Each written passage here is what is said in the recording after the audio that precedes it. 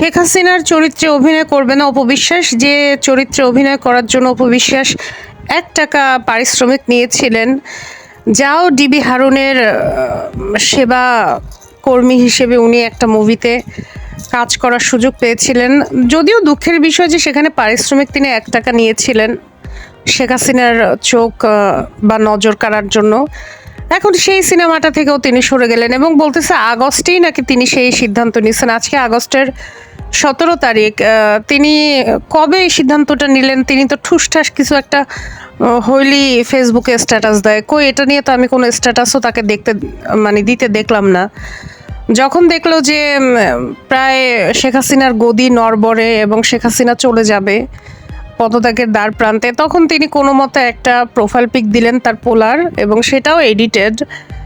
তারে কোনোখানে দেখলামও না, কিছুও না। এই যে এই ধরনের নব্য রাজাকার, হ্যাঁ আমরা তো এখন বলতেছি এটা আমাদের দ্বিতীয় স্বাধীনতা।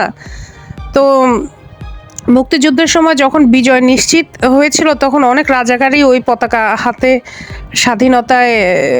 স্বাধীনতার মিছিলে যোগ দিছিল, যাতে মানুষ বুঝে যে না আচ্ছা আমিও স্বাধীনতার পক্ষে ছিলাম। তো এই অপবিশ্বাস হচ্ছে এরকম, এখন চিপায় পড়া সেও হচ্ছে তার পোলার সাথে পোলার একটা ছবি প্রোফাইল পিকে দিয়ে বুঝেছে যে না আমিও স্বাধীনতার পক্ষের লোক। অথচ মনে আছে 16 তারিখ, যেখানে আমাদের সেদিনই তো সম্ভবত আবু সাইদ ভাইয়ার নিহত হন, এবং সেই দিন সে তার এক্স যে ভাতারা ছিল, আল্লাহ জানে বিয়ে শাদী হয়েছে কিনা, আমার মনে হয় না হয়েছে। হিন্দু মুসলিম তো বিয়ে নাই, তার উপর কাবিনও শো করতে পারে নাই। তো সেই হিসেবে আমি বলবো যে যার সাথে আর কি শাকিব খানেরও তো কাইন্ড অফ রক্ষিতা ছিল অপু বিশ্বাস।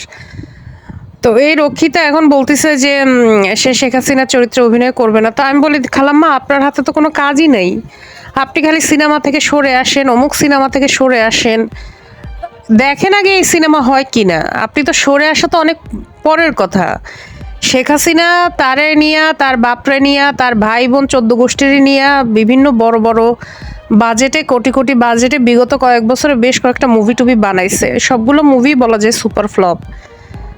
তো আপনি ভালো কথা একটা কাজ পাইছিলেন। এখন আপনি কি মনে করেন বাংলাদেশের প্রেক্ষাপটে এই যারে স্বৈরাচারী তকমা দিয়ে যার পতন হইল, আপনার কি মনে হয় এই মুভি হবে? এই মুভি তো হবেই না। তো এই মুভি যদি নাই হয় তাহলে আপনি আবার এই মুভি থেকে সরে আসার সিদ্ধান্ত কেমনে নেন? আমার কথা হচ্ছে এইটা। আর আপনি না বললেন যে ঈদের পরে আপনি গুড নিউজ দিবেন, সবাইকে চমকে দিবেন, নির্বাচনের পরে সবাইকে চমকে দিবেন। আবার বললেন যে এখন আমি কাজ করব না, কারণ এখন তো প্রচণ্ড গরমে আমার কাজ করতে কষ্ট হয়, আমি শীতের দিকে শুটিং শুরু করব। যে প্রফেশনাল আর্টিস্ট সে কি শীত গরম বর্ষা এগুলো চিন্তা করে? শাকিব খান চরম গরমের মধ্যেও গিয়ে তুফান সিনেমা শুটিং করে আসলো না, ভারতে গিয়ে বুবলি করলো না শুটিং। তো যার হাতে কাজ আছে, বুবলি তো ওই যে জঙ্গলের ভিতরেও গরমের মধ্যে গিয়েও হচ্ছে সে তার ওই জঙ্গলি সিনেমা শুটিং করে আসলো। তো যার হাতে কাজ থাকে সে কি এই কথা কখনো বলে? আপনি না একসময় বছরে 12 থেকে 13টা মুভি শুটিং করছিলেন, সব কি শীতকালে করছিলেন? তো আদতে কথা হচ্ছে আপনার হাতে কোনো কাজ নাই, কারণ আপনার মতো তো অসুন্দর নায়িকা বাংলাদেশে এখন পর্যন্ত একজনও নাই। না আছে ঠোঁটের সিঁড়ি, না আছে দাঁতের সিঁড়ি, না হাসার সিঁড়ি, না আছে কণ্ঠের সিঁড়ি, কিচ্ছুই নাই, নাথিং। চুলগুলো ভয়ানক রকমের কোকড়া ছিল, সেগুলো এখন স্ট্রেট কইরা রিবন্ডিং কইরা মোটামুটি জাতে আনছেন। আপনি আপনার যে হাতের যে আঙ্গুল, সেগুলো দেখলে মনে হয় আপনি মাঝবয়সী কোনো গ্রামের কোনো মহিলা যার বয়স 55-60 হয়ে গেছে। আপনাকে দেখতে লাগে কেমন? আপনার খালি একটা জিনিসই দেখানোর মতো আছে, বিশাল বিশাল। তো সেগুলো তো ওই দেখলে অ্যাট্রাকটিভ লাগে না, সেগুলো ওই 45-40 বছর বয়সী যে 6-7 বাচ্চার মায়েদের যেরকম ওরকম আর কি হয়ে গেছে। তো ওই জিনিসগুলোই খালি দেখানোর আছে, আর আছে খালি গায়ের রংটা। তো ওই জিনিসগুলোই খালি ঘুরে ফিরে দেখান, আর তো কিছু দেখানোর নাই গো খালা। আপনি বলেন আপনার চেহারার ভিতরে একটা জিনিস আছে যেটা সুন্দর, চোখ। আপনার চোখে কোনো মায়া নাই, কিছু না, দুষ্টু বুদ্ধি খেলা করে। এত চালাক চতুর নায়িকা দিয়া কি দর্শক ভাগানো যাবে? আপনি সিনেমায় শুটিং করতে গেলে সেখানে সবসময় খবরদারি করেন, এমন একটা ভাব নেন যেন আপনি সব জানতা সবশের, অভিনয়ের জানেন না, কিছু না, কিন্তু আপনি এমন সিরিয়াস মুড দেখান এবং সমস্ত অভিনয়ে যেভাবে আপনার কর্তৃত্ব থাকে, যে কয়েকটা করছেন দেখলাম। তো এই ধরনের পাকনাম মহিলারা কেউ নিবে কাজে? কেউই তো নিবে না। আর যে অভিনয় জানে না তারা তো নেওয়ার প্রশ্নই ওঠে না। যাই হোক, অপু বিশ্বাস দিদি, আপনি অনেক চেষ্টা করছিলেন 2016 সাল থেকে কামব্যাক করার জন্য।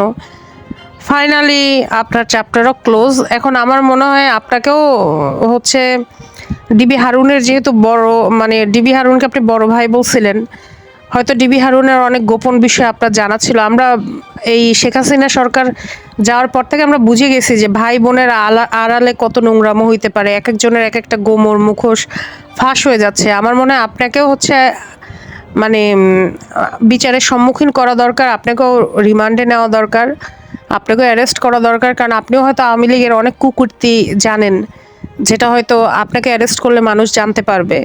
কারণ আওয়ামী লীগের খুবই ক্লোজ আপনি ছিলেন। তার থেকেও বড় কথা, আপনি নিজেও অনেক মানুষের সাথে অনেক ক্লোজ ছিলেন যারা এখন মানে আদালতে বা যারা এখন জেলে বন্দি আছে। আর আপনিও এই স্বৈরাচার হাসিনার